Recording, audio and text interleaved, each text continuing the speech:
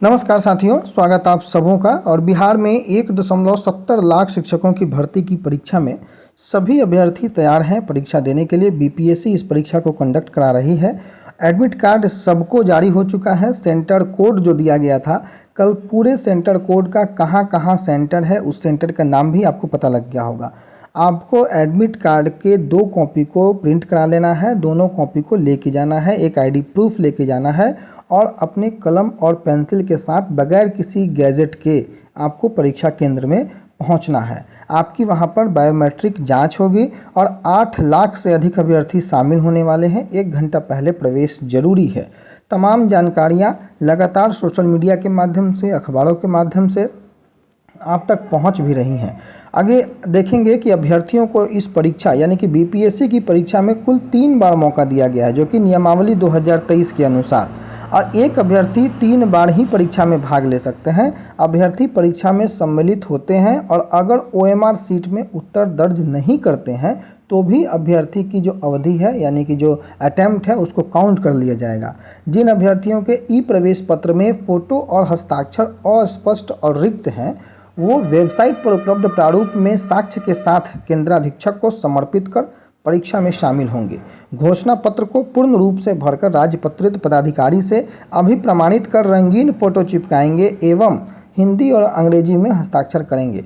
जो राजपत्रित पदाधिकारी होंगे उनसे अभिप्रमाणित 2 रंगीन फोटो में, एक ई प्रवेश पत्र में और दूसरा जो है वो केंद्राधीक्षक के समक्ष कार्यालय प्रति में चस्पा करेंगे। ये महत्वपूर्ण जानकारियां जिनके जो एडमिट कार्ड, ई एडमिट कार्ड जो है उसमें किसी प्रकार की त्रुटि है उनके लिए है। अब कल से ही एडमिट कार्ड में जो कोड दिया गया था उस पर परीक्षा केंद्र यानी कि सेंटर के नामों का उल्लेख कर दिया गया है। लंबा चौड़ा एक पीडीएफ जारी किया गया है जो कि तमाम कोडों में कौन से कोड में कहाँ सेंटर दिया गया है उसकी जानकारी है। अब देखिए, जैसे कि अगर आप देखेंगे कि 20 अगस्त तक डाउनलोड करना था आपको एडमिट कार्ड, लेकिन कल भी एडमिट कार्ड डाउनलोड हो रहा था। परीक्षा केंद्र के स्थान पर कोड अंकित है इस बार। अब जैसे कि मान लीजिए कि पटना में किसी का सेंटर है तो PAT 2194, अभी इस 2194 कोड को आप उस PDF जो जारी किया गया है बीपीएससी की ओर से, उसमें अगर आप देखेंगे तो सपोज कीजिए 2194 अगर आपको दिया हुआ है BN कॉलेज, यानी कि आपके इस कोड को वहाँ मैच करना है। BN कॉलेज है, आपको समय से 1 घंटा पूर्व तक ही अनुमति दी जाएगी। आपको यहाँ पर पहुँच जाना है और यहाँ पर आपको दाखिल हो जाना है परीक्षा के 1 घंटे पूर्व तक। उसके बाद ही परीक्षा में आप सम्मिलित हो सकते हैं। तो ये जो कोड जो दिया गया है उस कोड के आधार पर अपने सेंटर को आप जरूर देखेंगे और जब भी सेंटर आपको दिख जाएगा वहाँ पर आप पहले पहुँच जाएंगे।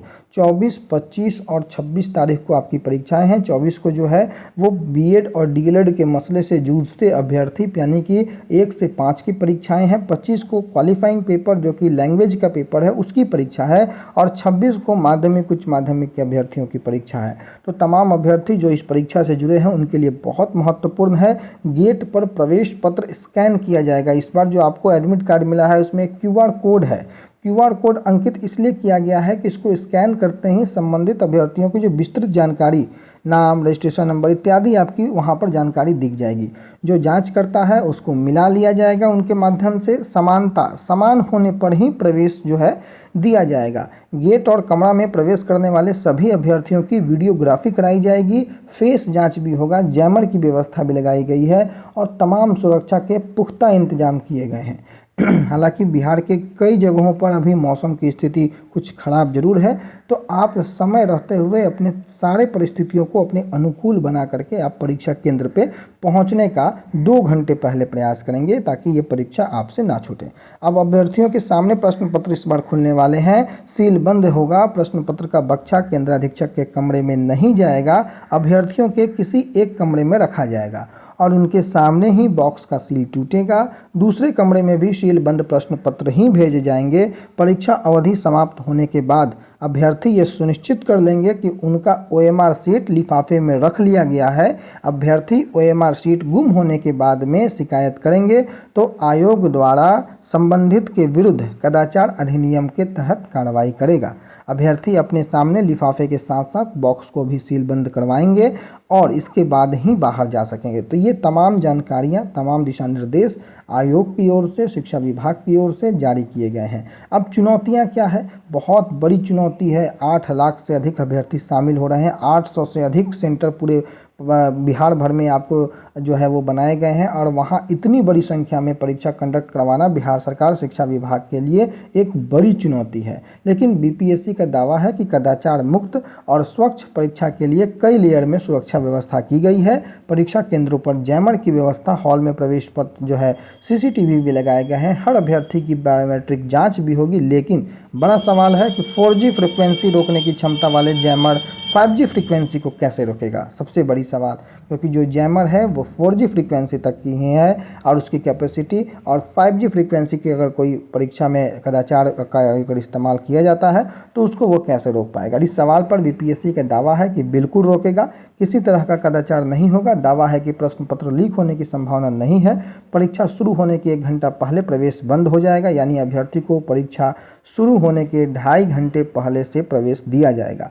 1.5 घंटे के अंदर प्रवेश नहीं करने की स्थिति में अभ्यर्थी परीक्षा से वंचित रह जाएंगे। अभ्यर्थियों को परीक्षा केंद्र की जानकारी सोमवार यानी कि 21 अगस्त कल बीपीएससी के वेबसाइट पर दी गई है। आयोग जो है पहली पाली 9 बजे से और दूसरी पाली दोपहर 2:30 बजे के बाद किसी भी स्थिति में किसी को भी प्रवेश नहीं दिया जाएगा। तो 9 बजे तक आपको प्रवेश कर जाना है, तो समयानुसार आप जरूर निकलेंगे। दूसरी ओर देखिएगा तो एक NIOS DLED का मसला है, 25 अगस्त को उसकी सुनवाई होगी और ये मसला जो है देहरादून यानी कि उत्तराखंड से ये खबरें आपके सामने हैं। दूसरी एक खबर है STT 2023 में जो है बीएड अपियरिंग वालों को भी मौका मिले, ये मांगे हैं छात्रों की। जो कि STT 2023 में अपियरिंग छात्र हैं उनको भी फॉर्म भरने का मौका देने की मांग की गई है। राष्ट्रीय छात्र एकता मंच के अध्यक्ष दिलीप कुमार ने, उनके नेतृत्व में जो यूथ हॉस्टल के जो पटना में छात्रों की बैठक हुई, इसमें अभ्यर्थियों ने सरकार से मांग की कि STT हर साल नहीं होता है, इसलिए जो छात्र बीएड में नामांकन लिए रहते हैं उनको फॉर्म भरने का अवसर मिलता है। NCTE के दिशा निर्देश भी ऐसा ही है। बिहार में STET इंटरमीडिएट आर्ट्स के लिए 2011 के बाद 2023 में आया है। बिहार में लगभग सभी विश्वविद्यालय में सत्र विलंब से चल रहा है और कई विश्वविद्यालय में रिजल्ट आ चुका है, लेकिन अंक पत्र नहीं मिल रहा है। लाखों छात्र फॉर्म भरने से वंचित हो रहे हैं, इसलिए फॉर्म भरने की अनुमति इन्हें दी जाए, ऐसी मांग की गई है। तो तमाम शिक्षा विभाग से जुड़ी खबरों के साथ हमने इस वीडियो में आपको सारी जानकारियाँ उपलब्ध करवाई।